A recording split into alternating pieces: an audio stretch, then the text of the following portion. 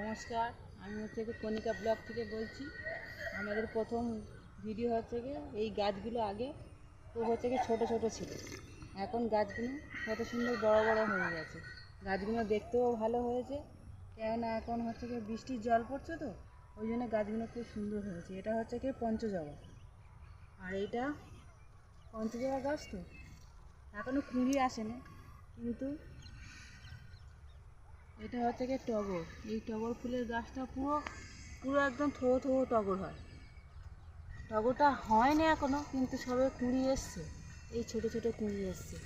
এটা কারি পাতা গাছ, ছিল ছোট্ট, এখন দিনে দিনে গাছটা বেশ বড় হচ্ছে দিনে দিনে।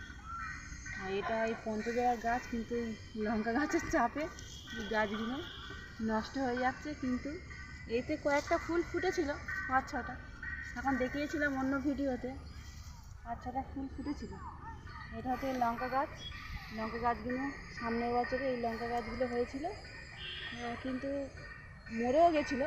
এখন আবার নতুন করে পাতা গজিয়েছে, আবার ছোটো ছোটো লঙ্কা হয়েছে।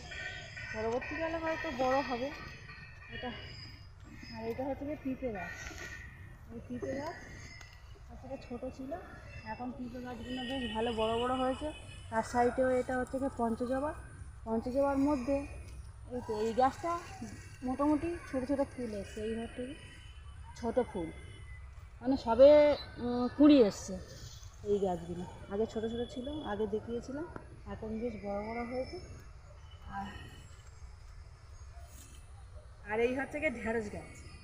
ঢ্যাঁড়স গাছগুলো আগে তো ছোটো ছোটো ছিল, এখন বড় বড় হয়েছে, এখন ফুল আসছে, অল্প স্বল্প ঢ্যাঁড়সও হচ্ছে। এই ঝিঙে গাছ। ঝিঙে গাছটা ওইটার মধ্যে যাবো, হ্যাঁ, এই ঝিঙে গাছের মধ্যে যাবো, তাই তোমার হবে না। তাহলে এই কিন্তু এই ভিডিও শেষ করছি।